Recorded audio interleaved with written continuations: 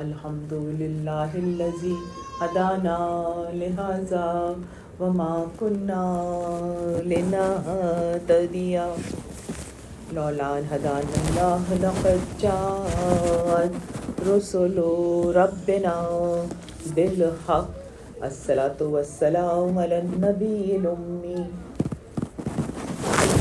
المدنی القرشی الہاشمی المطلبی الرسول المسدد المصطفى الامجد المحمود الاحمد ابو القاسم محمد صلوات اللہ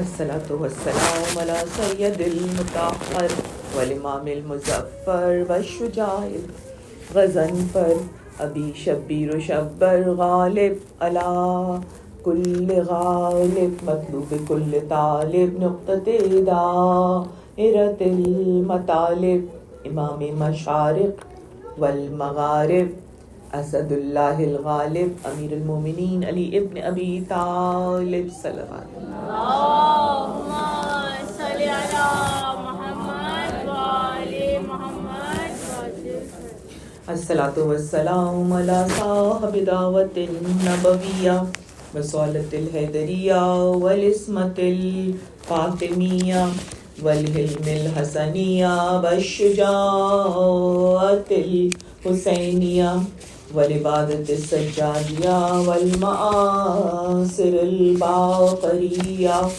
والآثار الجعفریہ والعلوم الکاظمیہ والحجج الرضویہ والجود التقویہ والنقاوة النقویہ والغیبۃ العسکریہ والغیبۃ للہ القائم بالحق اللہم صلی علی محمد وآل محمد الصلاة والسلام علی آلہ الطیبین الطاہرین المعصومین المظلومین انما یرید اللہ لیذہب عنکم الرجس اہل البیت ویطہرکم تطہیرا اللہم صلی علی محمد وآل محمد اللہم صلی علی محمد وآل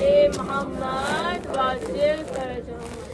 تمام تعریفیں اپنے پروردگار کے لیے، اپنے اللہ کے لیے، اس خالق اس مالک کے لیے جو ارحم الراحمین، بہت لطف کرنے والا ہے، بہت احسان کرنے والا ہے۔ اگر آپ لوگ اپنی گفتگو روک کر ایک دفعہ درود پڑھیں زور سے، اللہم صلی علی محمد وآل محمد اگر بچوں والی مائیں الگ الگ بیٹھیں تو وہ آپس میں خود بات نہیں کریں گی، رائٹ؟ درود پڑھیں محمد علیہ اللہم صلی علی محمد وآل محمد تعریف ہے اپنے پروردگار کی جو لم یزل لا یزال ہے، جس نے ہر شے کو خلق کیا، جو بہت احسان اور لطف کرنے والا ہے۔ ہم آپ کے سامنے آج اپنی گفتگو کے 5ویں مرحلے پر ہیں اور گفتگو کا عنوان مسلسل ہے گناہان کبیرہ، اور گناہان کبیرہ پہ کل ہماری گفتگو تقویٰ کے مقام پر تھی اور تقویٰ کے کچھ اینگلز ہم نے دیکھے، لیکن اس کے باوجود ہم اس کو مکمل طور پر کور نہیں کر پائے تھے۔ تقویٰ ایک ایسی چیز ہے، آج میں وہیں سے گفتگو کروں گی اور جن 3 چیزوں کو میں فوکس کرنا چاہوں گی اور انشاءاللہ کر پاؤں تو اس میں آبویسلی تقویٰ کا کنٹینویشن ہے، اور جو کام کر نہیں کر پائی تھی یعنی لسٹ کو آگے بڑھانے کا کوشش کروں گی کہ اسی کو کنٹینیو کریں۔ اور اس کے بعد ہم نے 13 تک پڑھ لیے تھے گناہان کبیرہ کو، یہ بیٹھے ہوئے تھے آپ کے لیے۔ صلی علی محمد وآل محمد اور اس کے بعد آبویسلی آج سے شہداء کے بارے میں بس ہم 2 دن سے گفتگو کر رہے، لیکن آج ہم حضرت علی اصغر اور ان کی والدہ اور ان کی بہن کے بارے میں مسائل میں گفتگو کریں گے. اللہ تعالیٰ اس چیز کو پسند فرماتا ہے کہ انسان گناہ کرنے سے پہلے رک جائے, اور یہ بہت بڑی عبادت ہے. خدا تعالیٰ اس بات کو بھی پسند کرتا ہے کہ اگر ہم نے گناہ کر لیا ہے تو ہم اس گناہ کے اوپر شرمندہ ہوں, اس کو کمپنسیٹ کرنے کی کوشش کریں. فرض کریں کسی کا نقصان اگر ہو گیا تو اس کو کمپنسیٹ کرنے کی کوشش کریں, جو کہ ہو نہیں پاتا. کوشش کر لیتے ہیں لیکن جس کا لاس ہو گیا تو ڈیمیج از بین ڈن. تو اللہ تعالیٰ یہ پسند کرتا ہے کہ ہم گناہ کرنے سے پہلے ہی سوچ کر اس سے باز آ جائیں. گناہ کبیرہ سمجھنے کا, اس کو انڈرسٹینڈ کرنے کا ایک بہت بڑا ریزن یہ ہے کہ میں اور آپ, ہم یہ باتیں پہلے اسٹیبلش کر چکے ہیں, اینڈ جسٹ ریویوئنگ دیم, کہ ہم اپنے اندر وہ مائنڈ فلنس لائیں, وہ تھاٹ فلنس لائیں, وہ کانشیسنس لائیں کہ جس سے ہمیں خود احساس ہو, یعنی ہمارے اندر ایک اسکل ڈیولپ ہو جائے. اور وہ اسکل کیا ہے؟ وہ ہے اسکل فرقان, فرق کرنا, ڈفرینشیٹ کرنا. یعنی اگر ہم ہر چیز کو ایک پلانڈ وے میں کریں گے تو پھر ہماری غلطیوں کا امکان کم ہو جاتا ہے. اور اسی وجہ سے ہمیں بہت زیادہ تاکید کی گئی ہے اس امر کی کہ ہم چیزوں کو سوچ سمجھ کر کریں, چیزوں کو سوچ سمجھ کر کہیں. میں اگر اپنے آپ کو دیکھوں تو مجھے لگتا ہے کہ جب بھی میں بغیر سوچے سمجھے بولتی ہوں, کوئی نہ کوئی تو سوچنا ضروری ہے. اور مجھے لگتا یہ ہے, as much as I reflect my self, کہ ہم سوچتے ہی نہیں ہیں, باقی سب کام کرتے ہیں. لیکن جب آپ دریا ہدایت سے وابستہ ہوتی ہیں, آپ کو یہاں نظر آتا ہے کہ یہاں پر ہر چیز بہت تحمل کے ساتھ, بہت پلان وے میں, اور نہ صرف پلان وے میں بلکہ اس کے تمام تر جو آگے اس کے ساتھ ہونے والا ہے اس کے اوپر نگاہ رکھتے ہوئے اہل بیت کو ہی عمل کرتے تھے. اور وہ اس لیے ایسا عمل کرتے تھے کہ ہم ان کو فالو کریں, ہم ان کو دیکھیں, اور ان کو دیکھ کر پھر ہم اپنے آپ کو ماڈیفائی کریں. اور جو میں نے آپ سے پہلے دن عرض کیا تھا, آج پھر وہی بات دہراتی ہوں کہ یہ جمال امام حسین کا ایک کرشمہ ہے, چھوٹا سا کرشمہ ہے. آپ کی بیوٹی جو ہے وہ پوری کائنات پر پھیلی ہوئی ہے, ٹھیک ہے نا. مجھے اور آپ کو امام حسین حسین لگتے ہیں تو ہمیں لگتا ہے کہ چونکہ ہم بہت محبت کرتے ہیں, ایسی بات نہیں ہے. بلکہ ان کو اگر حسن کائنات کا لقب عطا کیا ہے سرکار نے, جو کہ زبان وحی ہے, اس نے ان کو زیبائی کہا ہے کائنات کی, یا حسن کائنات کا لقب دیا. یا حسین کا مطلب کیا ہے؟ حسن کائنات, رائٹ. حسن کو آپ حسن کر دیجئے اور حسن کو آپ حسین کر دیجئے. اچھا, یہ میں نہیں کر رہی, بلکہ آپ کا نام جب رکھا تھا امام حسن کا تو رسول اللہ نے کہا تھا کہ مجھے اللہ تعالیٰ نے حکم دیا ہے کہ میں موسیٰ کے وصی حضرت یوشع بن نون, نہیں حضرت ہارون, وصی اس وقت تھے, بعد میں ان کا انتقال ہو گیا تو پھر اس کے بعد پھر یوشع بن نون بنے تھے. تو انہوں نے کہا کہ میں ان کے نام انہی ناموں پر رکھوں جو کہ حضرت ہارون کے بیٹوں کے تھے. ان کے بھی 2 بیٹے تھے, ایک کا نام تھا شبر, اس کے معنی کیا تھے عبرانی زبان میں؟ بہت حسین. اور امام حسن حسن کامل تھے. کیوں؟ اس لیے کہ آپ رسول اللہ کی شبیہ تھے. حضرت علی اکبر تو بعد میں تشریف لائے ہیں, لیکن خود سرکار نے کہا کہ سر سے لے کر سینے تک حسن میری شبیہ ہیں. تو شکل آپ کی بہت زیادہ ملتی تھی وہاں حسن علیہ السلام کی اپنے نانا سے. اور پھر فرمایا کہ سینے سے لے کے پاؤں تک حسین میری شبیہ ہیں. تو یہ صرف فزیکل نہیں تھی بلکہ یہ ڈٹرمنیشن تھا رسول اللہ کا. اگر رسول اللہ اس سچویشن میں ہوتے جس میں امام حسن نے صلح کی تو ایگزیکٹلی وہ یہی کرتے, اور اگر وہ یزید کے مقابل خود آتے تو ایگزیکٹلی وہی کرتے جو امام حسین علی مقام علیہ السلام نے کیا. تو ایک کا نام شبر بڑے والے کا رکھا گیا, اور دوسرے کا نام شبیر, جس کو ہم شبیر کہتے ہیں اردو میں, لیکن اس کو اصل پروننسیشن شبیر ہے. اس کا نام امام حسین کا اس پہ رکھا گیا. اس کے بھی معنی یہ تھے کہ کائنات میں پھیلا ہوا حسن. اور میں آپ کو بہت تفصیل نہیں بتاؤں گی, پتہ ہے آپ لوگوں کو نا ایڈمنسٹریشن کو بہت ساری کینڈیز رکھنی چاہیے, صرف میرے لیے نہیں بلکہ ان لوگوں کے لیے, بچوں کے لیے بھی, تاکہ ان کو دے کے بہلایا جا سکے. درود پڑھیے محمد علی. اللہم صلی علی محمد وآل محمد وعجل فرجہ. اچھا مجبوری یہ ہوتی ہے کہ ہم یہاں سے بیٹھے ہوئے اتنے اونچے ہوتے ہیں کہ ہمیں پیچھے کا زیادہ نظر آ رہا ہوتا, آگے پر منہ کر کے دیکھنا پڑتا ہے. تو خیر, تو ہم جب امام حسین کی میں بات کر رہی تھی, حسن کائنات کی, اور میں اس میں اب مجھے بہت اچھی بات یاد آ گئی ہے, مختصراً بتاؤں گی آپ کو, اس لیے کہ آبویسلی میرے سبجیکٹ کی نہیں ہے, کہ ایک بہت بڑے عالم دین گزرے ہیں اہل سنت کے, شاہ محدث دہلوی, اور آبویسلی چونکہ ان کے ہاں یہ رونا ماتم کرنا یہ سب بدعت ہے, عزاداری تو خیر بہت بڑی بدعت ہے, تو وہ اپنے جو ان کے ڈسائپلس تھے ان کو منع کرتے تھے اور کہتے تھے اپنے دوستوں کو, جو تمہارے دوست شیعہ ہیں جو یہ بدعت کرتے ہیں ماتم داری کی, سے منع کیا کرو. اچھا ان کے ساتھ ایک دن وہ اپنے ظاہر اس میں بیٹھے ہوئے تھے اپنے دوستوں کے درمیان, اپنے فالوورس کے درمیان, اور انہوں نے دیکھا بھی کہ تازیے اٹھ رہے ہیں اور یہ ساری چیزیں, تو وہ بہت ہی زیادہ ناخوش ہوئے. آبویسلی کسی کو بھی اگر لگتا ہے کہ یہ چیز بدعت ہے تو وہ ہوگا. اچھا ان کا انتقال, جب ان کا انتقال ہو گیا تو ان کو نہلایا دھلایا گیا اور ان کے جنازے کو لے جا کے قبر کے پاس رکھا گیا کہ اب اس کو اتاریں گے. تو جب قبر کے پاس ان کو رکھا گیا تو ان کو وہ مرے نہیں تھے, بلکہ ان کو سکتہ ہو گیا تھا. تو سکتے کا مریض اکثر جو ہے وہ بالکل اسٹل ہو جاتا ہے. تو اچانک ان کو چھینک آئی اور وہ اڑ گئے. جب وہ اڑ گئے تو ظاہر سب لوگ بہت خوش ہوئے کہ بھائی ان کو دوبارہ زندگی مل گئی, اتنے بڑے اس عالم دین تھے. اچھا اس کے بعد پھر وہ ہی started living as he used to, لیکن جب محرم آیا تو لوگوں نے تبدیلی دیکھی. وہ تبدیلی کیا تھی کہ انہوں نے اس کو بدعت کہنا عزاداری کو چھوڑ دیا, بلکہ جب وہ جلوس جو کہ پہلے نکلا کرتا تھا تو وہ بڑے ناخوش ہوتے تھے, جب وہ تعزیے کا جلوس نکلا تو وہ خود اس کے ساتھ گئے. نہ صرف ساتھ گئے بلکہ ان کا گریبان بھی کھلا ہوا, جیسے غم گساروں کا ہوتا ہے نا.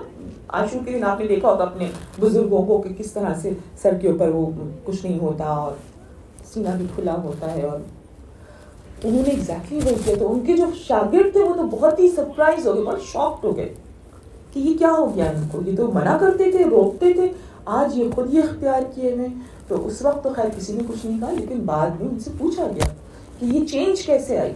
تو انہوں نے یہ جواب دیا جو میں نے اس وقت آپ کو سارا واقعہ بتایا, کہ انہوں نے یہ کہا کہ جب میری روح قبض ہو گئی تھی, جو آپ کہتے ہیں نیئر ڈیتھ ایکسپیرینس, کہ ان کی جو بھی سکتا تھا یا نیئر ڈیتھ ایکسپیرینس انہوں نے کیا, اس میں ان کے آگے سے حجابات ہٹا لیے گئے تھے. جیسے کہ قرآن کہتا ہے کہ مرنے والے کے سامنے سے ہم نگاہوں سے پردے ہٹا دیتے ہیں, سورہ قاف میں پروردگار کہتا ہے. وہ کہتے ہیں میں نے پوری کائنات پہ میری نظر گئی اور میں نے پوری کائنات کو حسین کے غم میں سوگوار دیکھا, اور پوری کائنات حسین کے حسن سے منور تھی. اداسی تھی, سوگواری تھی. کسی کو کتاب دیکھنی ہو, میرے پاس وہ کتاب موجود ہے جو کہ ان کی کتاب ہے سر الشہادتین, اس میں انہوں نے یہ ساری تفصیل بیان کی ہے. تو عزیزان محترم, امام حسین کا حسن دیکھنے کی کوشش کیا کیجیے. یہ حسن مجھے اور آپ کو افیکٹ کرتا ہے, یہ حسن میرے اور آپ پر اپنا سایہ ڈالے ہوئے ہے. تبھی تو میں اور آپ باوجود میک اپ کے حسین لگتے ہیں ایک دوسرے کو, لگتے ہی نہیں لگتے ہیں. کبھی آپ کو کسی چہرے کو دیکھ کے لگتے ہیں ارے یہ تو بغیر میک اپ کے ہے, نہیں, احساس ہی نہیں ہوتا. کیوں؟ اس لیے کہ حسین کے حسن کی شعائیں مجھے اور آپ کو ڈھانکے ہوئے ہوتی ہیں, اور یہ حسین کے حسن کی تجلیاں ہیں جو نہ صرف میرے وجود پر, آپ کے وجود کے اوپر ذوفشانی کر رہی ہوتی ہیں, ریفلیکٹ کر رہی ہوتی ہیں, بلکہ اس کے ساتھ ساتھ میرے اور آپ کے نامہ عمل کو بھی دھو رہی ہوتی ہیں. اتنی طاقتور اسپرٹ ہے امام حسین علیہ السلام کے غم کی کہ آپ اس غم میں جیسے ہی انوالو ہوتی ہیں کسی بھی کیپیسٹی میں, کسی بھی لیول میں, تو آپ کے گناہوں کی بخشش شروع ہو جاتی ہے. کیسے ہوتی ہے؟ لیکن میں آپ کے لیے کنیکٹ کر رہی ہوں، ساری چیزیں آپ کو معلوم ہیں. آپ حدیث قصہ پڑھتی ہیں رائٹ؟ حدیث قصہ میں ایک ایک فرد آتا ہے پنجتن کا، اور وہ سرکار کے پاس تشریف لے کے جاتا ہے اور پھر وہ سرکار کو سلام کرتا ہے، جو بھی رشتہ ہے اس رشتے کے حوالے سے سلام کرتا ہے. اور سرکار ہر ایک کو ایک ڈفرنٹ ٹائٹل سے ویلکم کرتے ہیں رائٹ. کیا کہتے ہیں امام حسن کے لیے؟ میرے بیٹے، میرے نور نظر، میرے حوض کوثر کے پلانے والے، میرے حوض کوثر کے مالک. اچھا، حوض کوثر پر اگر امام حسن علیہ السلام کھڑے ہیں تو ایگزیکٹلی امام حسین کا بھی رول یہی ہونا چاہیے. لیکن آپ نے اگر غور کیا ہوگا حدیث قصہ پہ تو آپ کو لگے گا کہ جب امام حسین تشریف لاتے ہیں سلام کرنے کے لیے اپنے نانا کو، اور وہ کہتے ہیں سلام ہو اے میرے جد آپ کے اوپر، تو رسول اللہ کیا کہتے ہیں؟ آپ کہتے ہیں سلام ہو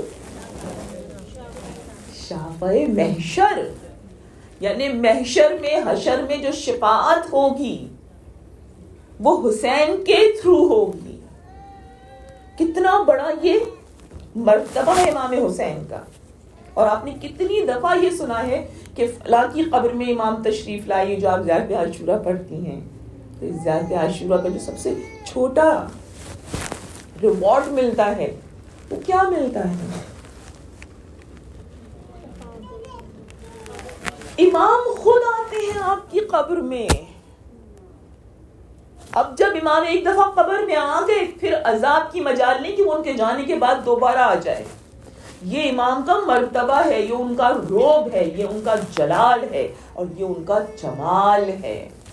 آپ اگر مفاتی پڑھتی ہیں تو آپ نے مفاتی میں دیکھا ہوگا شیخ عباس خمی نے بڑی وضاحت کے ساتھ لکھا ہوا ہے کہ فلاں فلاں محلے میں ایک لوہار رہتا تھا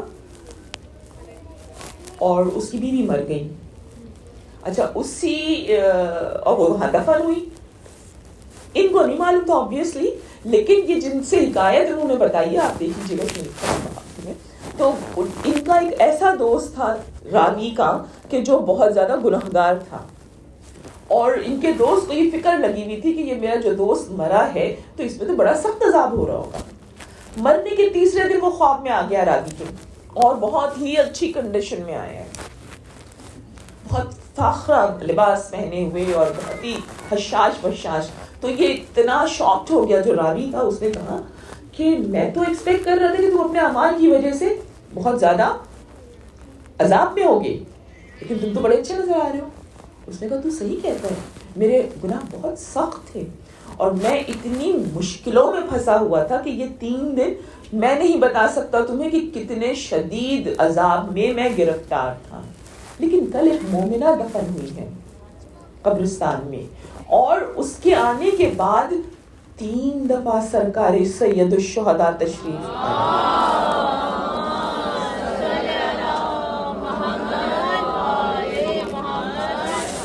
3 دفعہ سرکار تشریف لائے، اور تیسری دفعہ آنے کے بعد امام حسین نے حکم دیا اس قبرستان میں جو ڈپیوٹڈ تھے سارے فرشتے، ان کو حکم دیا کہ اس پورے قبرستان سے عذاب ہٹا لو. صرف اس کی قبر سے نہیں، مومنہ کی، اس لوہار کی بیوی کی قبر سے نہیں، بلکہ پورے قبرستان سے عذاب نہ صرف ہٹاؤ بلکہ سب کو نعمتیں عطا کرو. تو حسین کی محبت خالی عاشق کو نہیں بچ جائے گی بلکہ اس کے ارد گرد جو کوئی بھی ہوگا اس کو سیو کر لے گی. یہ ہے حسین کا پاور، یہ ہے حسین کی طاقت. میں آپ کو، میرے پاس الفاظ نہیں ہیں، کسی کے پاس بھی نہیں ہے کہ وہ امام حسین کی شان کو بیان کر سکے، وہ امام حسین کے مرتبے کو بیان کر سکے. یہ خوش نصیبی کی انتہا ہے میری اور آپ کی کہ ہم زندہ ہیں اور فرش ازا تک آ گئے ہیں. اگر میں آپ سے ایک بات کہوں تو آپ شاید یقین کریں گے کہ اس فرش ازا پہ ہر کوئی آ نہیں سکتا. صرف وہی آتا ہے جس کے لیے بی بی فلاح چاہتی ہیں، جس کے لیے بی بی چاہتی ہیں کہ یہ جہنم کی آگ سے بچ جائے. کیوں؟ اس لیے کہ آپ کے امام صادق علیہ السلام ارشاد فرماتے ہیں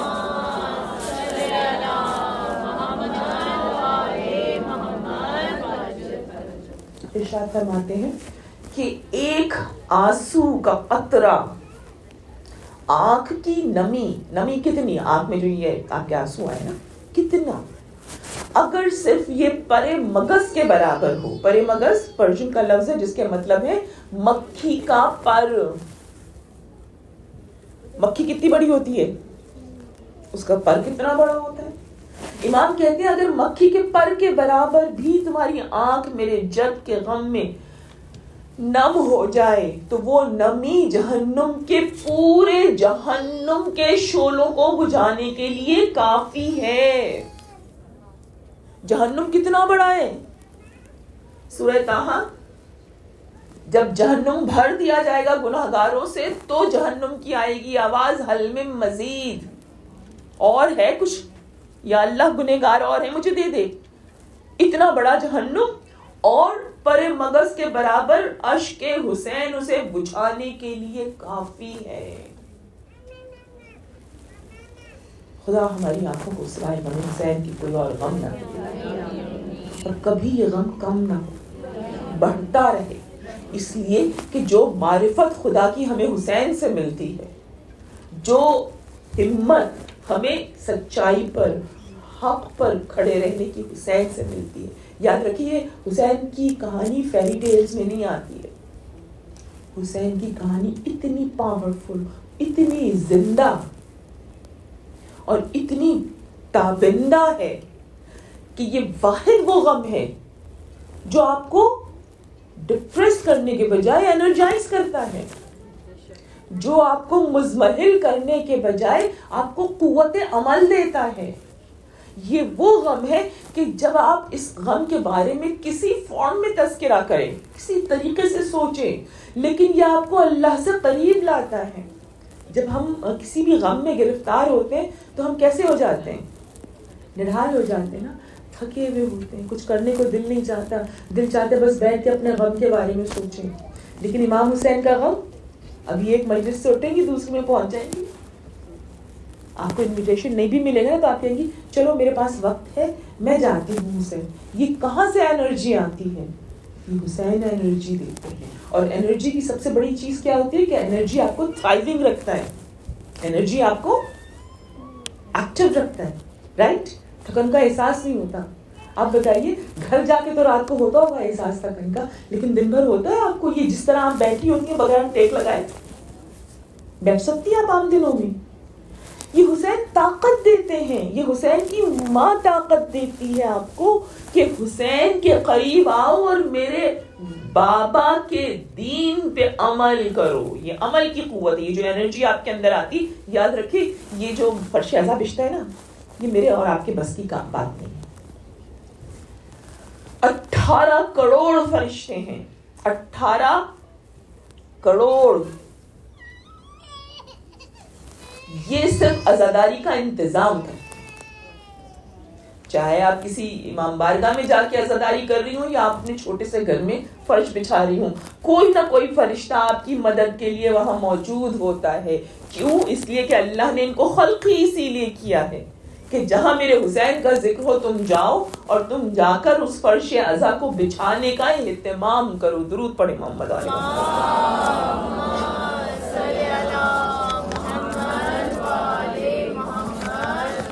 بہت معذرت چاہتی ہوں کہ میں مستقل میرا منہ چل رہا ہے، لیکن میں آئی ایم ریئلی سوری، میں بول نہیں پاتی ہوں، اس سے معذرت چاہتی ہوں. ہم آ جاتے ہیں تقویٰ کے اوپر، رائٹ؟ تقویٰ پہ کل ہم نے اپنی گفتگو روکی تھی. اب بس ایک پوائنٹ بتاؤں گی تقویٰ کا، اور یہ ایک ایسی آیت ہے، بہت پاورفل آیت ہے. اگر آپ چاہتی ہیں کہ آپ کے رزق میں اضافہ ہو، اگر آپ چاہتی ہیں کہ آپ کی جو سچویشن ہے، جو بھی سچویشن ہے، اس کی سختی دور ہو جائے، اب وہ کسی بھی وجہ سے ہو سکتی ہے، ایگزام کا اسٹریس ہے، ڈگری لینی ہے، امیگریشن ہے، اینی تھنگ، جاب کا مسئلہ ہے، ایک آیت پڑھیے. اور یہ آیت ہر نماز کے بعد پڑھنے کو، ویسے تو آقا خمینی نے 3 بار ریکمینڈ کیا ہر نماز کے بعد، لیکن اگر آپ 3 دفعہ نہیں بھی پڑھ پاتی ہیں کسی بھی وقت پڑھیں. سورہ طلاق، سورہ طلاق کی 2nd آیت کا لاسٹ پورشن. آیتوں میں بعض دفعہ پورشنز ہوتے ہیں نا، جملہ لمبا ہوتا ہے، لاسٹ پورشن کہاں سے شروع ہوتا ہے؟ وَمَن يَتَّقِ اللَّهَ يَجْعَل لَّهُ مَخْرَجًا وَيَخْرِجْهُ. اور اس کے بعد پوری تیسری آیت. ٹھیک ہے، شروع میں آپ کو نئی زبان نہیں یاد ہوگی، کوئی بات نہیں، دیکھ کے پڑھیے، لیکن آہستہ آہستہ آپ کو یاد ہو جائے گی. میں آپ کو بتاؤں، ایک بزرگ نے کہا، انہوں نے کہا کہ اگر یہ آیت پڑھنا شروع کر دیں گی تو آپ کی شخصیت میں وہ نکھار آئے گا، آپ کی شخصیت میں وہ جاذبیت آئے گی، آپ کی شخصیت میں وہ اٹریکشن آئے گا، وہ کشش آئے گی، اتنی کیرسمیٹک آپ کی پرسنالٹی ہوتی جائے گی، اس لیے کہ یہ آیت اثر کرتی ہے. تو فرض کریں یہ میری بچیاں بیٹھی ہیں، خدا ان کو ہمیشہ ہر فکر سے دور رکھے اور ہمیشہ ان کو بیوی کی راہ پر چلائے، لیکن کیا خوبصورت لگنا چاہتی ہیں؟ یس، ڈیفینیٹلی یس. ہاں، اچھا لگنا چاہتی ہیں نا؟ میں بھی چاہتی ہوں، سب چاہتے ہیں، رائٹ؟ اور یہ جمال کہاں سے ملے گا آپ کو؟ اس آیت سے. اس آیت کو پڑھنا شروع کیجئے. اکثر فیل ہوتا ہے نا، یار لوگ خواہ ہمارے دشمن ہو جاتے ہیں، یار میں جہاں جاتی ہوں مسئلے شروع ہو جاتے ہیں، میں جدھر پہنچتی ہوں چیزیں گڑبڑ ہو جاتی ہیں. ہوتی ہے شکایت آپ کو؟ نہیں ہوتی، مجھے بہت ہوتی ہے. Honestly I'm telling you. لیکن جب یہ آپ آیت پڑھنا شروع کرتی ہیں، آپ کو دو چیزیں خود فیل ہوتی ہیں. پہلی چیز تو یہ کہ گناہ کرنے سے پہلے ہی آپ کو فیل ہوتا ہے no, this is not right, I should avoid it. یہ فرقان آپ کو ملتا ہے. اور دوسری چیز کیا ملتی ہے؟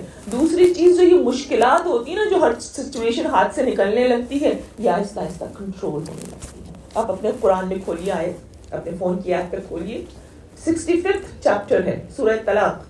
سورہ طلاق کی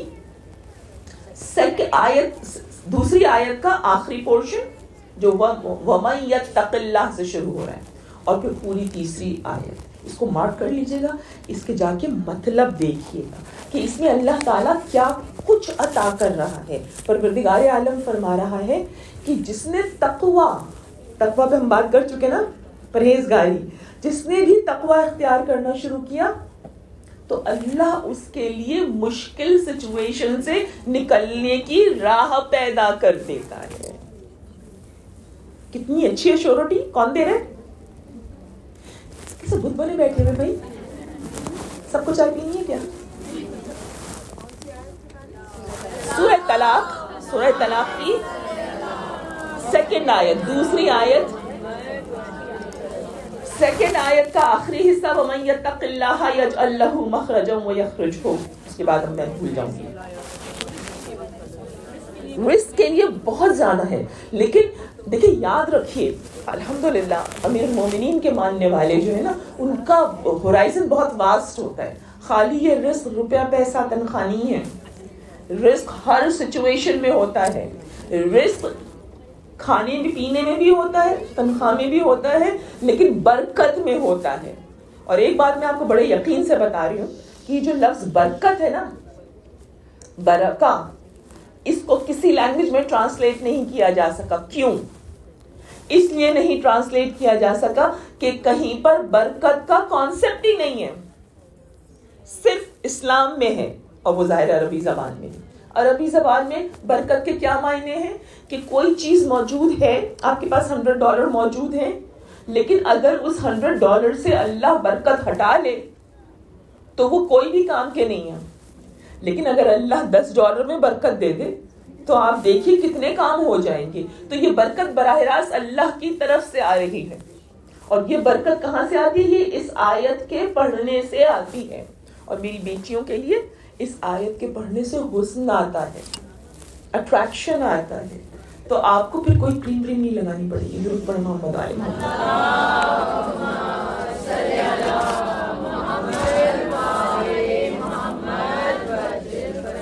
اب گناہ کبیرہ کے ریلیونس میں ایک آیت آپ کی خدمت میں پیش کر رہی ہوں.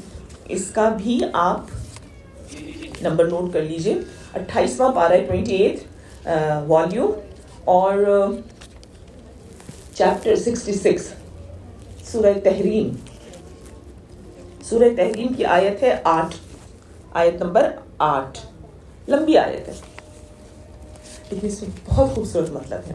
پروردگار عالم فرماتا ہے ایمان والو خلوص دل سے توبہ کرو. خلوص دل سے یعنی سچے دل سے توبہ کرو، ان قریب تمہارا پروردگار تمام برائیوں کو مٹا دے گا۔ وہ رب کون ہے جو اتنا پاورفل ہے کہ جو چیز ہو چکی ہے آپ نہیں بدل سکتی، لیکن وہ اس کے اثرات کو زائل کر کے اس کو ہمارے نامہ عمل سے بھی مٹا دے گا۔ پروردگار کہتے ہیں صرف ایمان لاؤ، اے ایمان والو خلوص دل سے توبہ کرو، ان قریب تمہارا پروردگار تمہاری برائیوں کو مٹا دے گا اور تمہیں جنتوں میں داخل کرے گا جن کے نیچے نہریں جاری ہوں گی۔ اس دن اللہ اپنے، اب یہ سب سے خوبصورت جملہ ہے، اللہ اپنے نبی اور صاحبان ایمان کو رسوا نہیں ہونے دے گا۔ جو ہمارا نائٹ میئر ہے وہ کیا ہے کہ اگر ہماری حقیقت پتہ چل گئی لوگوں کو، امام حسین کہتے ہیں نا کہ اگر تمہاری اصلیت پتہ چل جائے تو تمہارے رشتہ دار تمہاری طرف نظر نہ اٹھائیں اور لوگ تمہیں چھوڑ دیں۔ یہ تو اللہ نے پردہ ڈالا ہوا ہے نا، جو ہمیں لوگوں کی خوبیاں نظر آ رہی ہوتی ہیں، برائیاں خدا ڈھانپ لیتا ہے۔ تو یہاں پر ڈر سب سے بڑا کیا ہے کہ جب ہم مر جائیں گے تو اللہ تعالیٰ ہمارا حساب کتاب کھول کھول کے کرے گا، لیکن جو خلوص دل سے توبہ کر لیتا ہے، یعنی اپنے گناہان کبیرہ کی معافی مانگتا ہے، تو پھر اللہ تعالیٰ اس کے اعمال نامے کو کھول کر نہیں بیان کرے گا۔ اور پھر آگے آیت کیا کہتی ہے، اس سے بھی خوبصورت جملہ، آیت کہتی ہے ان کا نور، یعنی ہم سب کے پاس ایک نور ہے جو اللہ تعالیٰ کا نور ہے، رائٹ؟ یہ نور اللہ تعالیٰ کہتے ہیں ان کے آگے آگے ان کا نور چل رہا ہوگا اور داہنی جانب بھی چل رہا ہوگا، یعنی وہ نور کے دو اینگلز ہوں گے، ایک سامنے سے آپ کو نظر آ رہا ہوگا، کیا نظر آ رہا ہوگا؟ یہ جو قبر سے اٹھنے کا بعد کا مرحلہ ہے اور وہاں سے لے کر اللہ کے میدان قیامت تک جانے میں نہ جانے کتنا طویل راستہ ہوگا، کتنا لمبا راستہ ہوگا، وہ بہت زیادہ اندھیرا ہوگا، وہ بہت زیادہ تکلیف دہ ہوگا، اتنا زیادہ رش ہوگا کہ لوگ اس طریقے سے ایک دوسرے کے ساتھ، ظاہر حضرت آدم سے لے کر آخری دم تک کے لوگ ہوں گے تو اتنے کلوز ہوں گے لوگ کہ ان کی گردنیں یوں ہوں گی، وہ اسٹریٹ دیکھ بھی نہیں سکیں گے، اور گردنیں یوں ہوں گی، اور اس کے بعد سچویشن کیا ہوگی، وہ نیچے کیوں نہیں کر پا رہے ہوں گے، ایک تو ظاہر بہت قریب ہوں گے، دوسرے گناہوں کے پسینے سے پسینہ حلق تک آ رہا ہوگا۔ اس سچویشن میں کسی کو نظر نہیں آ رہا ہوگا کچھ، کسے نظر آ رہا ہوگا؟ جس کے آگے نور ہوگا، جس کے رائٹ ہینڈ سائڈ پہ نور ہوگا، اور جب یہ نور چلے گا تو آبویسلی راستہ اگر صاف نظر آ جاتا ہے تو پھر نہ آپ اس طرف جائیں گی، نہ اندھیرے میں اٹکیں گی، نہ پسینے کے سمندر میں ڈوبیں گی، بلکہ اللہ تعالیٰ کہتے ہیں ان کا نور ان کے آگے آگے اور ان کی رائٹ سائڈ پہ چل رہا ہوگا، اور وہ یہ دعا مانگ رہے ہوں گے کہ یا اللہ ہمارے لیے ہمارے نور کو مکمل کر دے۔ وہ نور بھی کم ہوگا، اس سے زیادہ آگے ملنے والا ہے۔ وہ نور کون سا ہوگا؟ ایگزیکٹلی جب آپ پہنچیں گی حوض کوثر پر اور امام حسن آپ کو سیراب کریں گے اور امام علی آپ کو ویلکم کریں گے، ان کے پاس ایک نیزہ ہوگا، وہ اس سے ہٹاتے جا رہے ہوں گے منافقوں کو، لیکن اپنے دوستوں کو قریب کر رہے ہوں گے، تو جب وہاں جام کوثر مل جائے گا تو کیا ہوگا؟ نور کمپلیٹ ہو جائے گا، نور کمپلیٹ ہو جائے گا، پھر وہاں سے راستہ کیا بنے گا؟ اسٹریٹ جنت کی طرف، پلے صراط سے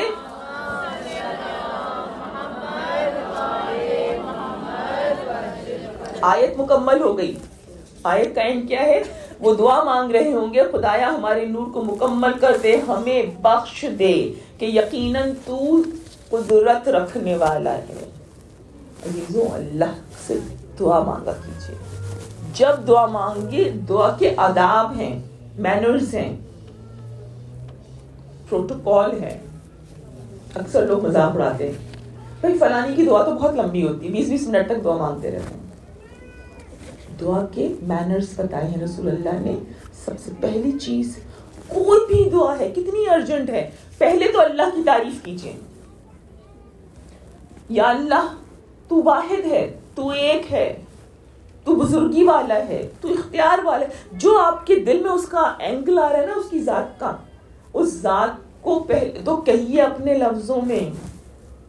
اب بہت مشکل لگے گا، شروع میں زبان نہیں چلے گی، اس لیے شیطان زبان روکے گا. جیسے جیسے گناہ معاف ہوتے جائیں گے زبان بھی امپاور ہوتی جائے گی. تو سب سے پہلے اللہ کی تعریف کرتے ہیں. دوسری چیز پر دوسرا اسٹیپ کیا ہے؟ دوسرا اسٹیپ یہ ہے کہ آپ اپنے گناہوں کو پہلے سامنے رکھتے ہیں. یا اللہ میں بہت کمزور ہوں, یا اللہ میں بہت خطا کار ہوں, یا اللہ میں بہت گناہ گار ہوں. بار بار کہتے ہیں یا اللہ تو معاف کر دے, تو ہمارے ان گناہوں کو جیسے تو نے دنیا میں ڈھانکا ہے ایسے ہی آخری وقت پر بھی, قیامت میں بھی ڈھانپ کے رکھنا, چھپا کے رکھنا. یا اللہ ہمارے اعمال کو کھول کھول کے لوگوں کو نہیں بتانا. آخرت کی دعا مانگتے ہیں. اس کے بعد پھر محمد و آل محمد کا واسطہ دیتے ہیں, شکر کرتے ہیں اللہ کا کہ تو نے ہمیں ان سے کنیکٹڈ رکھا. ابھی تک دعا نہیں آئی نا؟ اچھا اب میں آپ لوگوں کو ایک چھوٹا سا کام دیتی ہوں. آپ لوگ کے پاس الحمدللہ سب کے پاس فون واٹ ایور موجود ہے. ذرا اس میں جا کے امام حسین کی دعاؤں کا پیٹرن دیکھیے گا. چاہے اتنی سی دعا ہو, بحق طٰہٰ ہو, یاسین, چھوٹی سی دعا ہے نا جو آپ نے اس دن مانگی تھی عاشور کے دن, یا آپ امام کی بڑی دعاؤں کو دیکھیے. بڑی دعائیں کون سی ہیں؟ دعائیں مشنون ہے. دوسری دعا کون سی ہے؟ دعائیں عرفہ ہے. بہت ساری مل جائیں گی نا آپ کو. تو آپ چاہے چھوٹی دعا دیکھیں چاہے آپ بڑی دیکھیں, آپ اس میں امام کا پیٹرن دیکھیے گا. پہلے تو اللہ کی تعریف کر رہے ہیں, اللہ کی حمد کر رہے ہیں, اس کی صفات بیان کر رہے ہیں. کیسے کیسے بیان کر رہے ہیں؟ پھر اس کی پاور کا اقرار کر رہے ہیں. پاور کا کیا؟ وہ جو چھوٹی سی دعا ہے بحق طٰہٰ و یاسین, اس میں جا کے دیکھ لیجیے نا کہ کس طرح سے امام نے 4 لائن کی دعا ہے نا, اس 4 لائن کی دعا میں کتنی جامعت کے ساتھ کمپریہنسولی اللہ کی تعریف کی جا رہی ہے. اور کیا کہا جا رہا ہے؟ ٹوٹی ہوئی ہڈی کو جوڑنے والے, چھوٹے بچے کو غذا دینے والے. دیکھا نا آپ نے کتنی خوبصورتی کے ساتھ اللہ کی تعریف کر رہے ہیں. اچھا اس کے بعد پھر اس کے پاور کا واسطہ. پاور کیا کہہ رہے ہیں کہ عرش کے معاقد کا واسطہ. عرش بہت جائگینٹک چیز ہے, میرے اور آپ کے تصور میں بھی نہیں آ سکتا عرش. اس کے معاقد یعنی اس کے پلرز, اس کو جو سپورٹ کرنے والے ہیں, اس پلرز کا واسطہ, ان فرشتوں کا واسطہ. وہ جو 8 بہت ہی بڑے عظیم الشان فرشتے ہیں جو اس کو اٹھائے ہوئے, ان کا واسطہ لے کر. اس کے بعد کیا کہتے ہیں؟ اس کے بعد میں آپ کو یہ کہنا چاہیے عاشور کی دعا ہے علی اصغر کے لیے پانی دے دے, علی اکبر کو برچی سے بچا لے, میری بیویوں کو سیف کر لے. یہی کہنا چاہیے نا. امام کیا کہتے ہیں؟ جا کے دیکھیے گا. امام ایگزیکٹلی وہی بات کہتے ہیں جو یہ سورہ طلاق کی آیات میں آپ کو نظر آتا ہے. کیا کہتے ہیں؟ پروردگار سارے واسطے دے کر پھر کہتے ہیں اے اللہ درود نازل فرما محمد اور آل محمد پر.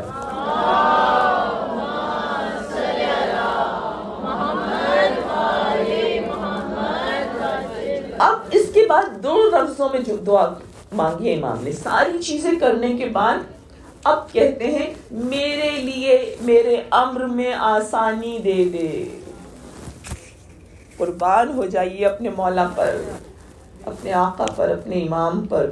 قیامت کی مصیبت تھی حسین کے سامنے, لیکن حسین بھی جانتے ہیں کس سے مانگ رہا ہوں. اس سے مانگ رہا ہوں جو ہر معاملے کو درست کر سکتا ہے. تو کوئی ایک چیز نہیں مانگی چھوٹی موٹی, جیسے ہم مانگ لیتے نا یا اللہ گاڑی دے دے, یا اللہ تھک گئی ہوں BMW سے اب مجھے مرسڈیز دے دے, یا اللہ ایک گھر مجھے وہاں بھی دے دے اور ایک گھر وہاں بھی دے دے. Don't limit yourself, never. جب آپ ساری دعائیں مانگ لیں, سارے واسطے دیں, تو اللہ سے کہیے مجھے مشکل سے نکال دے. جو امام نے کہا کہ مجھے مشکل سے نکال دے. اب آپ دیکھیے حسین کو کس کس طریقے سے اللہ نے مشکلوں سے نکالا.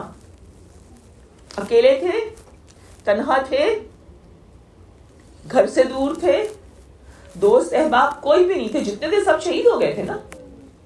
جو دوست تھے جو وہ شہید ہوئے, جو رشتے دار تھے, جو بیٹے تھے, جو بھتیجے تھے, جو بھائی تھے, ٹکڑے ٹکڑے ہو گئے سب. کیا بچا؟ بیویاں بچ گئی تھی, اور بیویوں کے ساتھ جو سلوک ہونے والا تھا وہ امام کو پتا تھا. لیکن کیا امام نے کہا میری بیویوں کو بچا لے؟ کیا امام نے کہا کہ سکینہ کو زنجیر نہ بندھے؟ مشکل سے نکال دے. اللہ نے ایسا مشکل سے نکالا کہ کائنات کا واحد غم ہے جس کا لوگ انتظار کرتے ہیں, جو لوگوں کے دلوں میں اترتا ہے تو ان کے قلوب کو روشن کر دیتا ہے, جو ان کی روح کو تازہ کر دیتا ہے, جو انسان گنہگار, مجھ جیسا گنہگار انسان, اس کو چمچما دیتا ہے, جو ایک دوسرے کی محبت دلوں میں ڈال دیتا ہے. یہ صدقہ حسین کا ہے. اگر حسین کا نام نہیں ہو تو میں شاید 2 سال آپ میری شکل نہ دیکھیں, 4 سال میں آپ کو نہ دیکھوں. کیسے ملتے ہیں؟ ارے پچھلے سال آپ سے مجلس میں ملے تھے, اب پھر ملاقات ہوگی.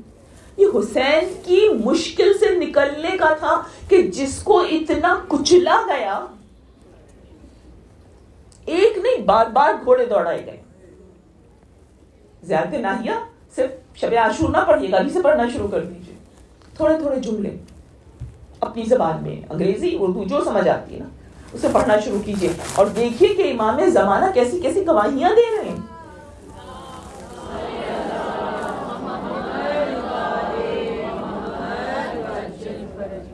سلام میرا ان ہڈیوں پر جنہیں سرما بنا دیا, سلام میرا ان پسلیوں پر جنہیں چور چور کر دیا. تو نام حسین اپنے تئیں مٹا دیا تھا, کس نے زندہ رکھا؟ اے اللہ مجھے مشکل سے نکلنے کی راہ دکھا.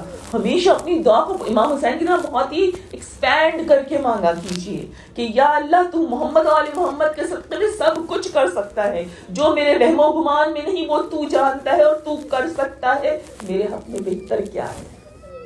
یاد رکھیے دامن حسین جس نے تھام لیا نا اس کا بیڑا پار. بس دامن حسین کو نا عزاداری تک نہ محدود کیا. یہ عزاداری جو ہے نا یہ آپ کے دل میں ہونی چاہیے, یہ آپ کے دماغ میں ہونی چاہیے, یا آپ کے اندر وہ تبدیلی لانے والی چیز ہونی چاہیے جو آپ کو پازیٹیو آگے بڑھائے, جو آپ کی عادتوں کو چھوڑنے کی ہمت آپ کو دے. میں اکثر آپ کو اس بچی کا قصہ بتاتی ہوں. میں ایک آرفنیج میں اشرا پڑھا کرتی تھی اور میں ان لوگوں سے کہتی تھی بچیوں سے کہ ڈائری بناؤ. آپ لوگوں سے ڈائری بنانے نہیں کہوں گی, لیکن آپ لوگوں سے یہ کہوں گی کہ آپ لوگ اپنے نوٹس میں اللہ کے نام لکھنا شروع کریں. وہ ہر روز 9 نام لکھتی تھی. اللہ تعالیٰ کے 99 نام ہے نا 9 دن میں ہو جاتے تھے. اور اس کے بعد پھر وہ یہ لکھتی تھی سیکرٹ پیج پہ کیا لکھتی تھی کہ ہماری کیا کمزوریاں ہیں جو ہم امام حسین کے صدقے میں چینج کرنا چاہتے ہیں. ہے کمزوریاں ایسی جگہ لکھے, پاسورڈ لگا کے کوئی کھولنا نہیں, صرف اللہ پڑھے, ٹھیک ہے. اس کے بعد پھر 9 کی شب کو, شب عاشور کو جب عزا خانے میں پوری رات جاگتے ہیں نا تو وہ ریفلیکٹ کرتی تھی کہ ہم نے کیا امپروو کیا. پہلے دن سے ہم وعدے کرتے ہیں نا امام حسین سے, امام حسین ہم یہ کام نہیں کریں گے, امام حسین ہم یہ کام کریں گے آپ کے لیے, وعدہ کرتی ہیں نا, تو امام پھر آپ کو اسٹرینتھ بھی دیتے. تو ایک بچی کی میں ڈائری پڑھ رہی تھی, اس نے لکھا تھا کہ میں روزانہ 5 سے 6 جھوٹ بولتی تھی, لیکن 9ویں تاریخ کو اب میں 2 جھوٹ بول رہی ہوں. تھی نا پروگریس؟ تھی؟ Do you C progress? 6 جھوٹ 2 جھوٹ. حسین ہاتھ تھامتے ہیں, حسین کے سامنے کمزوری تو بتائیں اپنی. مولا یہ نہیں کر پاتی, نماز شب نہیں پڑھ پاتی, حجاب نہیں لے پاتی, قرآن روز نہیں پڑھ پاتی, قرآن نہیں سمجھ پاتی. ہر ایک کی ڈفرنٹ چیزیں نا. یاد رکھیے آپ بڑی خوش نصیب ہیں, حسین نے اپنا ہاتھ بڑھایا ہوا ہے. وہ آپ کو کہاں لے جانا چاہتے ہیں؟ وہ آپ کو یہاں سے اٹھا کر وہاں فوز عظیم پر اپنے ساتھ کھڑا کرنا چاہتے ہیں. یا لیتنی کنت معہم فافوز فوزا عظیما. اپنے جذبے پہ یقین کے ساتھ جب آپ حسین سے مدد مانگیں گی, ڈیفینیٹلی حسین مدد کریں گے. اب یہ جو دن آ گئے نا, یہ بڑے غضب کے دن ہیں. ایک ایک دن ایک ایک شہید کے نام ہے, اور اس کا پرسہ آپ حسین کو دے رہی ہیں. تو آپ کو پھر اپنا دل کھول کر حسین کے سامنے اپنی کمزوریاں رکھیے, اور ان سے کہیے مولا حسین میرا ہاتھ تھام لیجئے, میرے یہ گناہوں کا بوجھ بہت زیادہ ہو گیا ہے, مجھ سے آگے نہیں بڑھ پا رہا, اس کو پلیز کم کر دیں مولا. میرے اندر وہ اسپرٹ دے دے کہ میں اپنے آپ کو امپروو فیل کروں، میرے ریلیشن شپس بہتر ہو جائیں، میرا کردار بہتر ہو جائے، میرا تقویٰ بہتر ہو جائے. بس پھر آخر میں حسین سے کہیے حسین آپ کو اپنے بچوں کا واسطہ وَيَسِّرْ لِي أَمْرِي، میرے لیے آسانیاں پیدا کر لے. یہی دعا حسین نے مانگی تھی نا، یہی آپ ان سے مانگیے اور وہ پوری کریں گے. درود پڑھیے محمد آل محمد.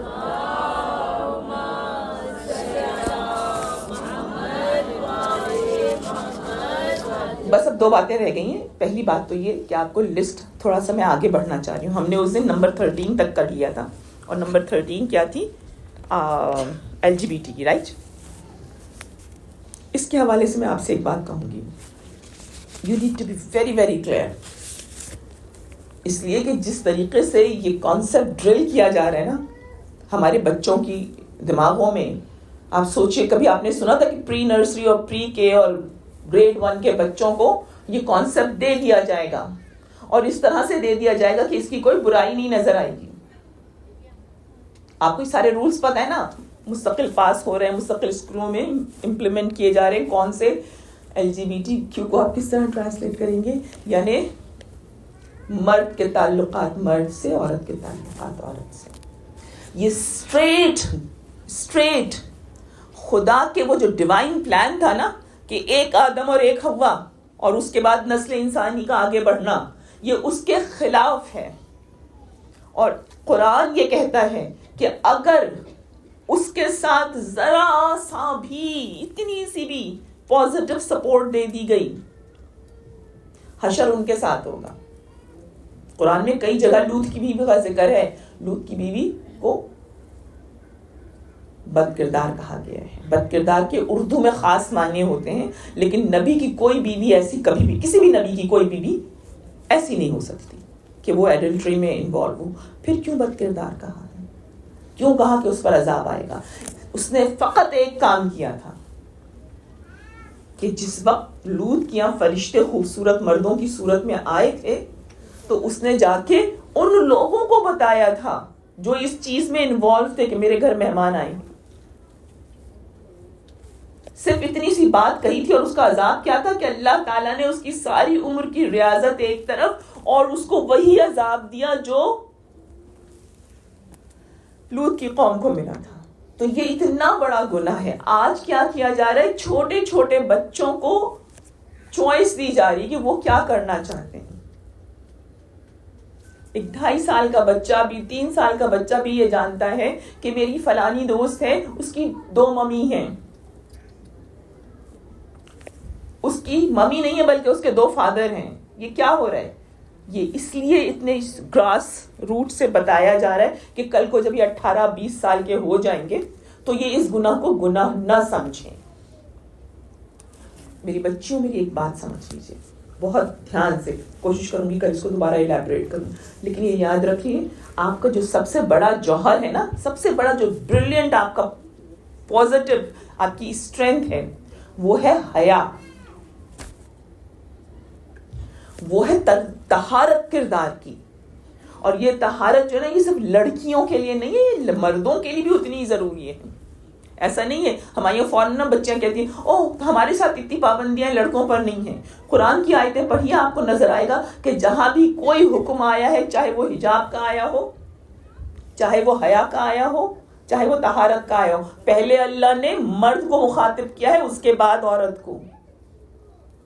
لیکن یہ حیا کا جو جوہر ہے، میں بس 1-2 جملہ اس کے اوپر کہوں گی کہ یہ جو حیا کا جوہر ہے نا، جب تک یہ ہے تب تک ایمان ہے، تب تک امام کا ساتھ ہے. جہاں نجاست آئی وہیں امام دور ہو جاتے ہیں. جہاں نجاست آئی، چاہے وہ خیال کی نجاست ہو، فینٹسی ہو، عملی طور پر ہو، مذاق میں ہو، حقیقت میں ہو، لیکن جہاں یہ چیز آتی ہے سب سے پہلی چیز کیا ہوتی ہے؟ فرشتے ہٹ جاتے ہیں. فرشتے پاس سے جیسے ہی ہٹتے ہیں کیا ہوتا ہے؟ جب وہ ایک ویکیوم کریٹ ہو جائے گا تو کیا ہوگا؟ شیاطین آ جائیں گے. ٹھیک ہے نا؟ آپ کو پتہ ہے نا شیطان ڈبل ہے. ایک بچہ پیدا ہوتا ہے آدم کا، 2 بچے جن کے پیدا ہوتے ہیں جو اس کے ساتھ ساتھ رہتے ہیں. اگر عقیقہ ہو گیا تو ایک بچہ ختم ہو گیا، ایک تو زندہ رہتا ہے نا. تو وہ تلاش کرتا رہتا ہے کہ میں کیسے اس کے اوپر اوور پاور ہوں, اس کے خیالات کو گندا کروں. اس وجہ سے حضرت آدم کے پاس اللہ تعالیٰ نے 3 چیزیں بھیجی تھی جبرائیل کے ساتھ. بالکل پہلی بالکل ویری فرسٹ حدیث اور اصول کافی, کہ جس میں جبرائیل آئے حضرت آدم کے پاس اور کہنے لگے, اے آدم, اللہ تعالیٰ نے خزانے سے 3 چیزیں بھیجی ہیں اور ان میں سے ایک پک کیجیے گا. پہلی چیز ایمان, فیتھ, پہلی چیز ایمان ہے. دوسری چیز عقل ہے, وزڈم. تیسری چیز حیا, ماڈسٹی ہے. آپ ایک ہی چیز رکھ سکتے ہیں. آدم سوچتے رہے, اب آدم کی جگہ اگر میں ہوتی تو میں کہتی ایمان, رائٹ, سب سے زیادہ آپ کو اپیلنگ وہ لگتا ہے. لیکن ایمان کس چیز پہ کھڑا ہے؟ ایمان کھڑا ہے عقل کے اوپر. آدم نے دیکھا, آدم نے کہا مجھے عقل دے دے. عقل چلی گئی ان کے پاس. اب جبرائیل نے باقی 2 چیزیں کیا بچی تھی؟ ایمان اور حیا. ان سے کہا چلو واپس چلو, اب تمہیں دوبارہ اللہ کے خزانے میں سیو کرنا ہے. دونوں نے کہا کہ ہم کو اللہ نے حکم دیا تھا جہاں عقل رہے گی وہیں تم دونوں رہو گی. آئی سمجھ بات؟ درود پڑھیں.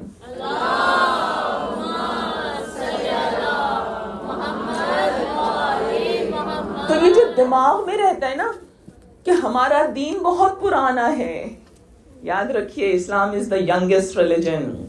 There are only 3 divine religion: Judaism, Christianity, Islam. Islam is the youngest. That is why it is most modern. اسلام پرانا مذہب نہیں ہے. دوسری بات, اسلام میں کوئی بھی حکم illogical نہیں ہے. جو کچھ ہے وہ ریزننگ پر ہے, اور یہ ریزننگ بہت ایزی ہے, ہم سمجھتے نہیں نا, ہم بتاتے ہیں. تیسری اور آخری بات, موضوع کو لپیٹنا ہے, اس میں بہت زیادہ ابھی چیزیں ہیں, لیکن آخری بات ذہن میں رکھیے گا کہ یہ جو میری اور آپ کی حیا ہے نا, جس کو اتنا برا کر کے دکھایا جاتا ہے, وہ مسلمان عورت, اس کو تو باندھ کے رکھا ہوا ہے, اس کو تو حجاب میں ڈھانٹا باندھ دیا ہے, اس کو یہ کر دیا, اس کو وہ کر دیا. یہ ساری باتیں کیوں کی جا رہی ہیں؟ یہ باتیں اس لیے کی جا رہی ہیں کہ ان کو پتا ہے کہ آخری وقت میں جب رسول کا آخری بیٹا آئے گا, اس کی نصرت, اس کی مدد, اس کی سپورٹ صرف وہی کریں گے جو پاک کردار کے ہوں گے. اللہم صلی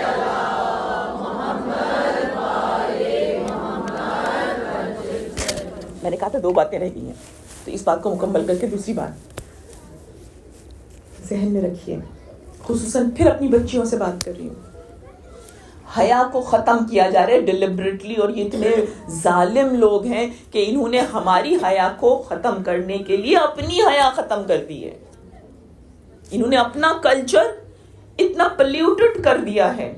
کیا ان کیا نہیں, یہ بھی تو ڈیوینٹی کے ہیں نا, کرسچینٹی ہو یا جوڈائزم, ان کیا وہی احکامات تھے, اسی طرح سے حجاب لینا, اسی طرح سے حیا کرنا, لیکن انہوں نے اپنی ختم کر دی. کیوں؟ یہ کہ مسلمانوں کو یہ اس جوہر سے جو حیا, طہارت, پاکیزگی کا ہے, اس سے دور لے کے جانا چاہتے ہیں, اس کو بے حیائی میں ڈالنا چاہتے ہیں. آپ نے اپنا ڈیفنس میکنزم آن رکھنا ہے. ماڈرنزم کے نام پر بے حیائی نہیں آئے گی, ماڈرنزم بغیر بے حیائی کے بھی آ سکتا ہے. سمجھ رہی ہیں؟ یہ سوچنا آپ کا کام ہے کہ آپ دیکھیے کہ کس طریقے سے آپ اپنی انٹیگریٹی کو, چیسٹٹی کو بچا سکتی ہیں. یہ صرف بی بی زینب کی چادر نہیں ہے, یہ ہمارا سروائیول ہے. اور ایک جملہ میں مسلسل کہہ رہی ہوں, یہاں نہیں دوسری جگہ کہہ رہی ہوں, اس کو ذہن میں رکھیے گا کہ جب امام سے شکوہ کیا گیا کہ امام زمانہ آپ غائب ہیں, انہوں نے کہا میں غائب نہیں, تمہارے گناہوں کی وجہ سے تمہاری آنکھوں پہ وہ پردہ پڑا ہے جو تم مجھے نہیں دیکھ پا رہے ہو, وہ ہمارے ارد گرد ہیں, لیکن ہمارے کردار کی کمزوری, ہمارے گناہوں پہ نہ شرمندہ ہونا امام تک نہیں پہنچنے دے رہا. عزیزان محترم, میں نے اپنی گفتگو میں انشاءاللہ کل آپ کے سامنے سیموئل پی ہنٹنگٹن کی جو تھیوری ہے اس کو پریزنٹ کروں گی, جو کہ ڈائریکٹ آج کے ایرا سے تعلق رکھتی ہے, یعنی کہ کلیش آف سویلائزیشن. لیکن اب ہمارا وقت ختم ہو گیا. ایک یاد دہانی آپ کو کرانی ہے. اب یہ جو ایام آئے نا, اس میں آپ کی بہت ساری منتیں ہوتی ہیں, بہت ساری چیزیں آپ کر رہی ہوتی ہیں. ایک منت میں بھی آپ کے ساتھ ذکر کروں. منت نہیں ہے, ایک آپ کی انڈرسٹینڈنگ ہے جو آپ اپنے وقت کے امام کے ساتھ کرتی ہیں. آپ نے انشورنس کا نام سنا ہے؟ کیا ہوتی ہے؟ Car insurance. اور اسٹوڈنٹس کی بھی تو ہوتی ہے نا, ٹھیک ہے نا. انشورنس میں کیا کرتی ہیں آپ, ایک چھوٹا سا اماؤنٹ دیتی ہیں, ٹھیک ہے, اور اس کے بدلے آپ کے پاس گارنٹی ہوتی ہے کہ جب میرے پاس یہ سرٹن سچویشن آئے گی تو مجھے ایک بہت بڑا اماؤنٹ ملے گا, ٹھیک ہے. اب یہ کون سے دن ہیں؟ ایام اعزاں ہیں, جس کا سارے سال انتظار کرتے ہیں. اس میں آپ ایک انشورنس کریں امام زمانہ کے ساتھ. اور وہ کیسے کریں گے؟ اب ظاہر آپ کی اماں کر لیتی ہیں, لیکن آپ اگر خود کما رہی ہیں, جاب کر رہی ہیں, تو آپ اپنا انشورنس خود کریں. آپ یہ سوچیں کہ میں نے $1 یا $5, جس کو جتنی کیپیسٹی ہے سب کو پتہ ہے کہ میں نے اپنے گھر میں اگر 5 لوگ ہیں تو میں نے 5 کے حساب سے $5 ہر ایک کے رکھنے ہیں ایک مہینے کے, افورڈ کرنے پر ہے, رائٹ. ہو سکتا ہے کہ آپ 500 کر لیں, میری کیپیسٹی $5 کرتی ہے. ہر مہینے $5 میں بیمہ کر رہی ہوں اپنا, میں انشورنس کر رہی ہوں اپنے امام زمانہ سے کہ کسی حادثے سے, کسی آفت سے.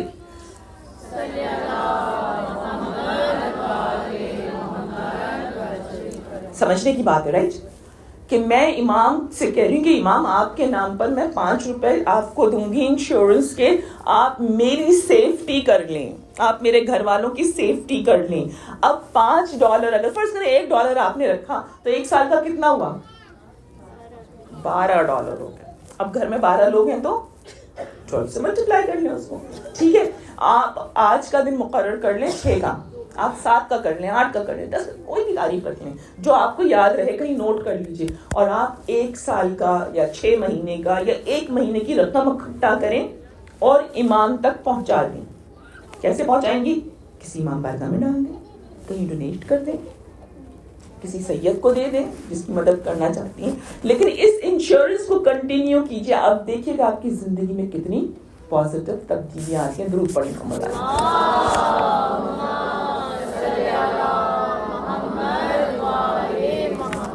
آخری جملہ فضائل کا, آخری جملہ کیا ہے کہ ہر انسٹیٹیوٹ کو ڈونیشنز چاہیے ہوتی ہیں, المدرسہ کو بھی چاہیے.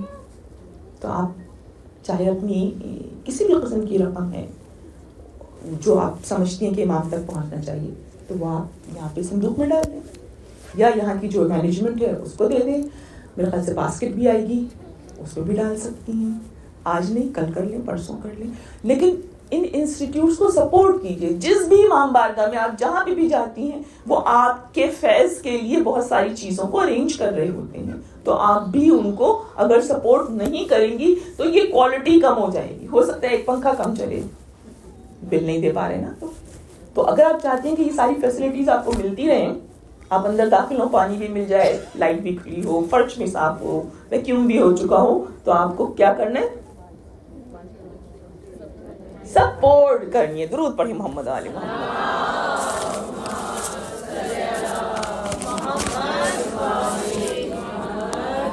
عزیزان محترم, مصائب کا مرحلہ ہے. میں نے آپ سے کل عرض کیا تھا یہ ایام اب ہم امام حسین کے ایک ایک گروپ کے نام مخصوص کر دیتے ہیں, اس لیے کہ ہم ایک دن میں حسین کی طرح کا مضبوط دل نہیں رکھتے کہ 72 لاشیں اٹھا سکیں. ہم تو 72 نام بھی نہیں لے پاتے ہیں, تو ہم نے 1 سے لے کے 9 تاریخ تک دن ڈیوائیڈ کر دیے ہیں. کچھ عزاخانوں میں آج کا دن شہزادی ام رباب کے نام منسوب ہے. شہزادی ام رباب کون تھی؟ بیوی تھی امام حسین کی. امام حسین کی 5 بیویاں تھیں, ٹھیک ہے. ان 5 بیویوں میں امام حسین کی کوالٹی ایسی تھی کہ ان کی جتنے بیٹے تھے, 4 بیٹوں کا ہمیں ملتا ہے تاریخ میں, چاروں بیٹے اپنی اپنی جگہ پہ آؤٹ اسٹینڈنگ تھے. 4 میں سے 3, چوتھے تو جو تھے حضرت جعفر نام تھا ان کا, وہ بہت کم سنی میں انتقال ہو گیا تھا مدینہ میں, ٹھیک ہے. تو 3 بیٹے کون بچے؟ علی اکبر, زین العابدین. سمجھ آتا ہے کہ زین العابدین علیہ السلام تو امام تھے, ان کو تو آؤٹ اسٹینڈنگ ہونا تھا. علی اکبر, शबीह पैगंबर थे ना, उनको भी आउटस्टैंडिंग हो रहा था। ये 6 महीने का बच्चा क्यों आउटस्टैंडिंग था? दूसरी बात, आप होते हैं बाबुल हवाइज, कुछ पर्सनालिटीज हैं जिनको कि बाबुल हवाइज कहा जाता है, जैसे कि मौला अब्बास हैं, हज़रत मुस्लिम हैं, समझ में आता है, राइट? बहुत बहादुर थे और बहुत कुछ उन्होंने इमाम हुसैन अलैहिस्सलाम के लिए किया था, राइट? ये अली असगर कैसे बाबुल हवाइज हैं? मैं आपसे मसाइल नहीं पढ़ूंगी, मैं आपसे क्वेश्चन कर रही हूँ, क्योंकि अगर इस क्वेश्चन का जवाब समझ में आ गया आपकी जिंदगी बदल जाएगी। याद रखिए, हुसैन को आपके आंसुओं से ज्यादा आपके शऊर की जरूरत है। जितना आपका इंटेलेक्ट क्लियर होगा उतना ही हुसैन आपसे राजी होकर जाएंगे। इसलिए कि मेरे आंसुओं से हुसैन के गम नहीं कम हो रहे। मैं रोती हूँ तो मैं अपनी बेकसी पे रोती हूँ कि मौला मैं आपके पास नहीं थी, वरना उस वक्त शायद आपके रास्ते का एक पत्थर हटा सकती, एक तिनका चुन लेती। अपनी महरूमी पे रोते हैं। लेकिन अजीजों, हुसैन क्या चाहते हैं? हुसैन चाहते हैं कि एक एक किरदार करबला का देखो और उसमें इताअत इमाम ढूंढो, उसमें मारिफत इमाम वक्त ढूंढो। अगर तुमने मारिफत ढूंढ ली तो तुम अपने वक्त के इमाम से भी मुतमस्सिक हो जाओगे। इमाम इसलिए चाहते हैं कि हम रोए। अली असगर 6 महीने का बच्चा था, इसे बाबुल हवाइज का लक़ब कैसे मिला? अजीजों, ये जो झूला रखा है ना, ये बेजान नहीं है। आप इससे सही मानों में जब इसके वसीले से दुआ मांगती हैं, हुसैन कबूल करते हैं, इसलिए कि ये बच्चा 6 महीने का बाबुल हवाइज है। मैं आपको अपनी आंखों देखा, खुद एक मौजज़ा कई बार शायद बता चुकी हूं कि डैलिस शहर में एक साहब थे, मरसिया पढ़ते थे, काफी उम्र हो गई थी उनकी, तो उनकी आंखें एकदम अचानक चली गई, उनको कुछ नजर नहीं आ रहा था। वो अज़ा खाने में बैठे हुए थे, काफी अरसे से उनके साथ ये सिचुएशन थी। डॉक्टर्स ने कहा था आपकी रोशनी नहीं वापस आएगी, और वो अज़ा खाने में बैठे हुए रो रहे थे और वो बार बार ये दिल में अपने कह रहे थे कि मौला मुझे कुछ नजर नहीं आ रहा। मैं इतना महरूम कि अब मैं मरसिया भी नहीं पढ़ सकता। उनके करीब ही झूला रखा हुआ था, जमीन पर साइड में रखा हुआ था, वो बैठे हुए रो रहे थे। उन्होंने अपना सर झूले पे झुका दिया और सर रख के रोने लगे। ये मैं आपको तकरीबन 8-10 साल पुरानी बात बता रही हूँ। और वो जब रोने लगे तो रोते रोते अचानक उनको लगा कि उनको सब नजर आ रहा है। उन्होंने अपनी आंखें मली, देखा उनको सब कुछ नजर आ रहा था। अब उनकी हिम्मत नहीं पड़ी कि वो ये बात कहें। उनका हो सकता है कि मुझे फ्लैश हो रहा हो मेरी आंखों में। वो आहिस्ता आहिस्ता चलते हुए बाहर गए। बाहर उनको हर चीज साफ नजर आ रही थी। फिर वो वापस अंदर आए। फिर आने के बाद वो जहाँ पे मरसिया हो रहा था वहीं जाके बैठ गए। उनको पूरी तहरीर नजर आ रही थी। ये है एजाज इस छोटे से झूले का कि इससे जब आप मांगते हैं, ये बाबुल हवाइज है। याद है जब हुसैन एक दिन के थे, फुतरस आया था, उसके पर हजारों साल से जले हुए थे, फरिश्ता था ना। और उसने जब रसूल से अपने गुनाहों की माफी मांगी, उन्होंने क्या कहा था? इसे बच्चे के झूले के करीब कर दो।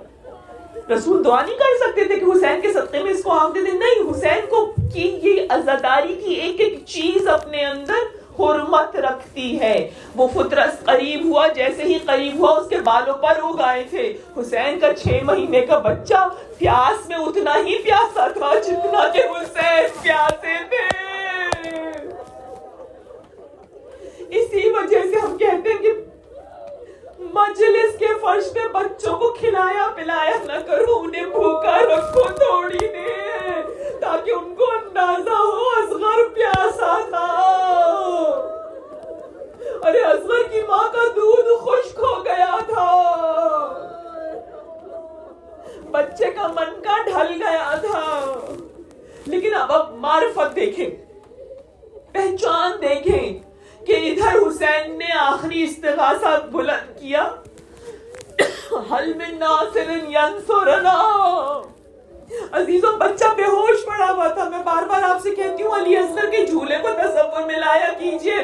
वो ऐसा झूला नहीं था, वो سفری ٹریولنگ جھولا تھا، یعنی چادر میں تھا. اگر چادر کا جھولا بنتا ہے نا اس میں سے بچہ کبھی گرتا نہیں ہے. علی اصغر نے اپنے آپ کو اتنی زور سے لبیک کہا اپنی بے زبانی کے عالم میں کہ اس کپڑے کے جھولے سے باہر زمین پہ گر گیا.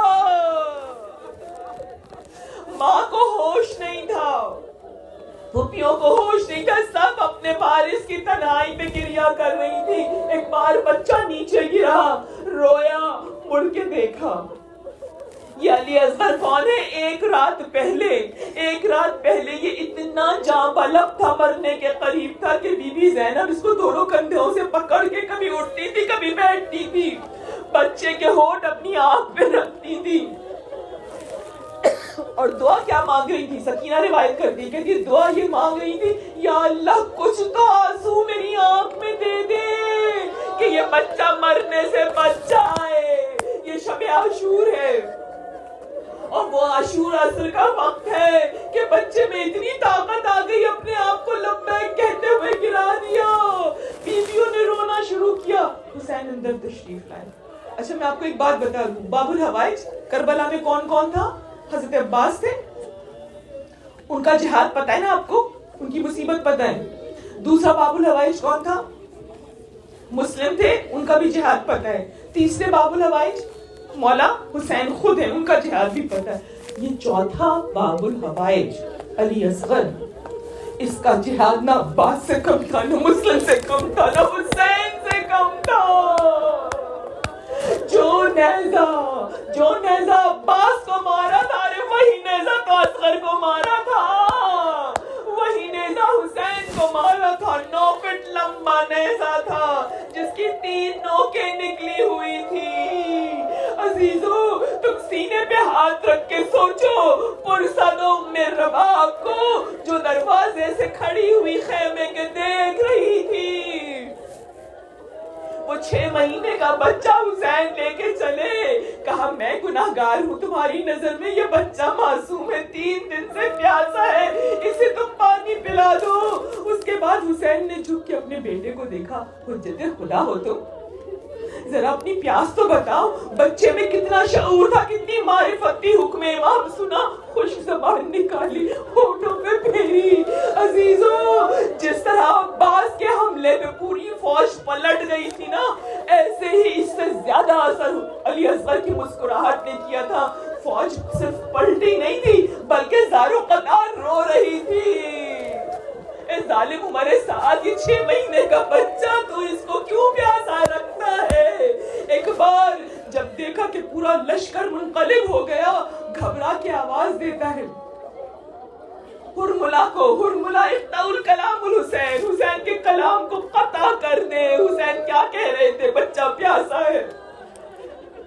ایک بار وہ جو بعد میں خود اپنے آپ کو رپورٹ کر رہا ہے مختار کے دربار میں، کہتا ہے میں نے گھبراہٹ پہ جیسے ہی تیر کھینچا، اور جب میں نے تیر کھینچا چلے میں کمان میں، تو میں نے دیکھا میرا ہاتھ ہی نہیں رک رہا.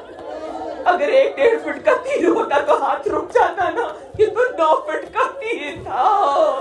کہتا ہے میرے پاس اتنا وقت نہیں تھا، فوج اس قدر رو رہی تھی کہ میرے پاس وقت نہیں تھا میں تیر بدلوں. میں نے وہ تیر چلایا جو دوڑتے ہوئے گھوڑے کو روکنے کے لیے مارتے ہیں. ہائے میرا باپ،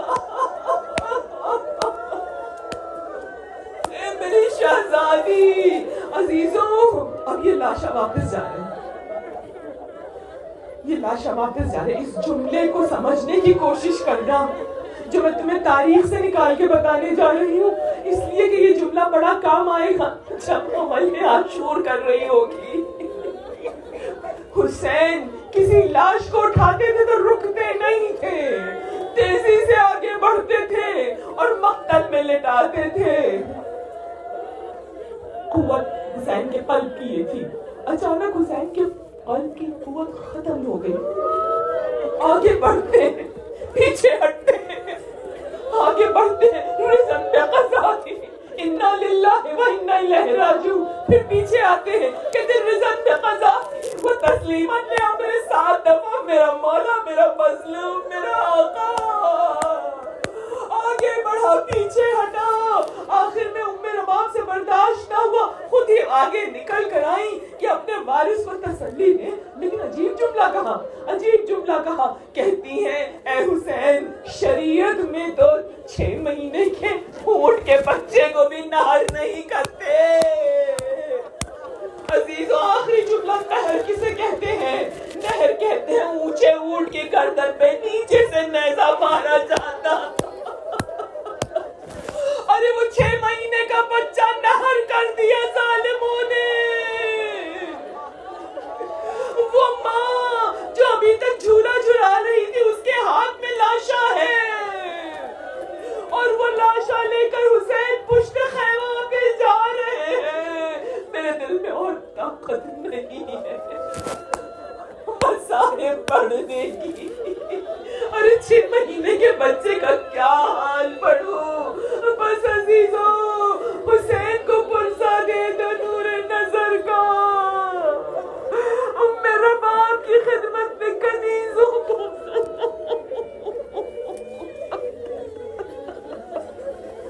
اللہ لعنت اللہ علی الظالمین۔